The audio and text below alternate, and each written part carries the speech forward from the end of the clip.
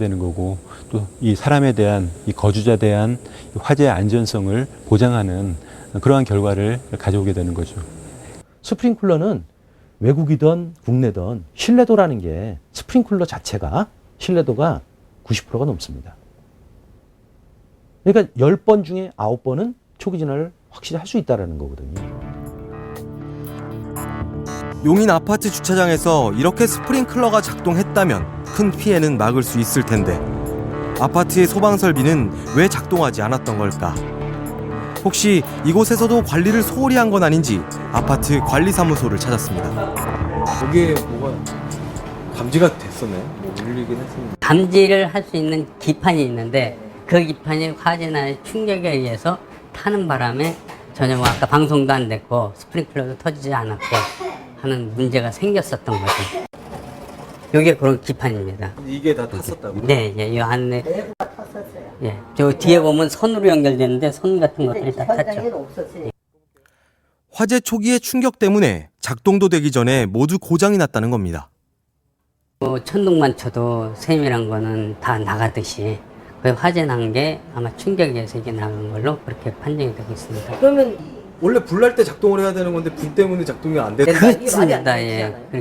근데 그 뭐 현실이 그런 거니까는. 그런데 놀라운 사실은 불이 나기 2주 전 이 아파트가 전문 업체를 통해 소방 점검을 받았다는 것 때문에 관리소 입장에선 억울하다는 겁니다. 게다가 제대로 보수하려 해도 한계가 있다고 합니다. 우석 만드는 그 업체들이 전부 다 도산이 되거나 돼가지고 없어서 중고 부품 나온 거 그거 수리해 놓은 업체가 또 있어요. 거기다 갖다 사용을 하니까는 그게 오래 가지 못하는 거예요. 조금 있으면 또 망가지고 또 망가지고 그게 문제예요. 그렇다고 이걸 수신기를 다 바꿔버리려면 돈이 엄청 크고 비용이. 이렇게 소방시설이 작동하지 않는 건 단순히 관리 감독이 소홀하기 때문만은 아닌 것 같습니다. 소방시설 불량으로 최근 시정보안 명령을 받은 서울의 건축물 명단입니다. 이 가운데에는 전철 역사와 백화점, 학교와 병원까지 포함되어 있습니다. 그런데 이 명단은 재작년 이후 완공된 건물만을 대상으로 작성된 것입니다. 그러니까 놀랍게도 완공 1, 2년 만에 소방시설에 문제가 생겼다는 겁니다. 1, 2년밖에 안 된 신축 건축물에서도 이렇게 지적을 받았다는 것은 공사를 할 때 우수 품질을 쓰지 않고 저급자재 등을 써서 품질이 낮아졌기 때문에 1, 2년 안에 정상적으로 작동되지 않은 사례로 볼 수가 있습니다. 한 소방공사업자를 만나봤습니다. 그는 현장에서 일어나는 오작동, 불량 등의 많은 문제의 원인은 이미 공사 단계부터 시작된다고 털어놨습니다. 용인 아파트 같은 일은 업자 입장에선 예고된 일이라고 말했습니다. 부도가 날 수 있는 영세업체의 제품이라는 걸 알면서도 쓴다는 겁니다. 아무래도 화재 차는 영세업체들이 부도가 납니다. 부도가 나다 보니까 이게 뭐 최초의 가격 차이도 물론 중요하지만은 영세업체는 제품을 생산해서 부도 나쁘면서 다음에 물건을 대주지 못하다 보니까 고장 났을 때 바꿔줄 물건이 없어지는 거예요. 그러다 보면 전체 시스템을 다 바꿔야 돼요.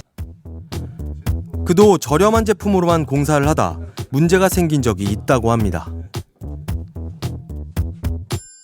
한 10년 전에 그 싼 물건을 그 공장에다 이렇게 설치해 준 적이 있어요, 담지기가. 근데 이게 오동적이 다 난 거예요.